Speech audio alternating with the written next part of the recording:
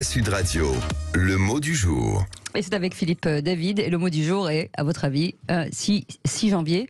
Galette. Bah sûr, galette. Parce que Épiphanie, ça volait trop haut, hein, comme l'a dit Philippe Légère. Mais René devine tout. Voilà, c'était mon niveau, ça. Le mot du jour est le mot galette, puisque c'est aujourd'hui l'Épiphanie, jour où se déguste la galette des rois.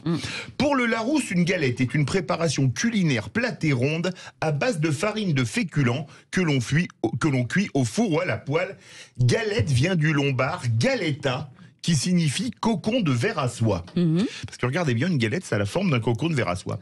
C'est aujourd'hui l'Épiphanie, jour où les rois mages, Philippe, Tom et René, sont arrivés à Bethléem pour rendre visite aux deux ravis de la crèche, la Sainte Vierge Cécile et le charpentier David, spécialisé dans les arbres de Judée.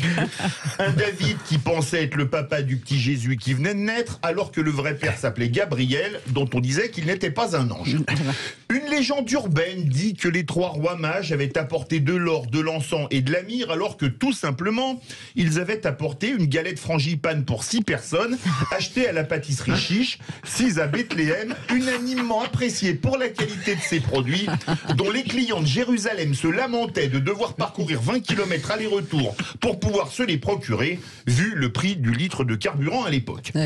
Mais les galettes ne se résument pas aux galettes des rois. On rendra hommage aujourd'hui dans Les Vraies Voix notre directeur général Patrick Roger, breton de son état, pour qui une galette se résume à une crêpe de farine de sarrasin, du beurre de micelle, du fromage râpé et du jambon, accompagné d'une bolée de cidre. Je ne parlerai pas de la galette originaire de Guéméné dans le Morbihan pour ne pas me faire traiter d'andouille par Les Vraies Voix. Alors bonne Épiphanie, bonne galette, et pour mettre de l'eau à mon moulin de la galette, et qu'en France tout se termine toujours en chanson, je laisse la conclusion à Sheila.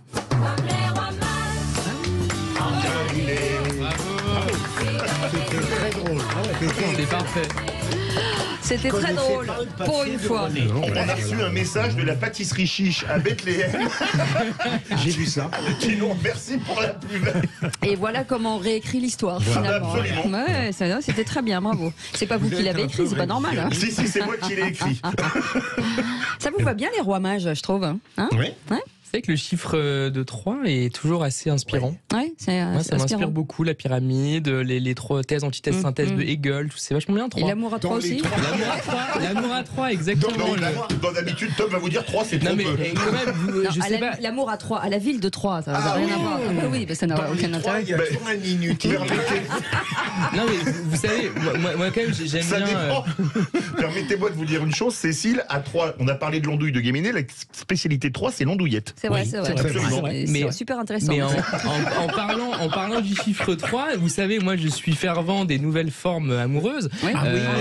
Et j'ai posé il y a un an à peu près pour illustrer le thème du trouble dans Technicart. J'ai même posé à moitié nu avec 2 autres personnes. Et on pour a les illustrer photos et les photos sont disponibles bien sûr en ligne ou je ne sais pas. Votre chiffre, c'est 3 alors. Voilà, c'est aussi pour ça que j'ai fait ce shooting-là. Mais pourquoi vous arrêtez à 3? Non, mais c'est le début d'autre chose. C'est à partir de 3 qu'on peut vraiment parler de plan A3, précisément. Ouais, c'est ça. Et quand après, on entre dans un autre univers. Hein. Quand vous dites à moitié nu, c'est quelle moitié qui était nue? C'est la meilleure partie. Ah, d'accord. Ouh là là. Allez, au plaisant dans un instant, là, le tour de table de Je l'actu trouve des que Vraies Tom Voix. Conan, c'est un peu le cheval de Troie de l'émission. Ouais. Ça, c'est un peu un troll, une sorte de troll. Une augmentation brutale du nombre d'audits. En tout cas, moi je Et qui redescend juste après. Je le connaissais en 2022, c'était pas le même. Hein. Ouais, Allez, mais il à a tout de changé suite. en 2023.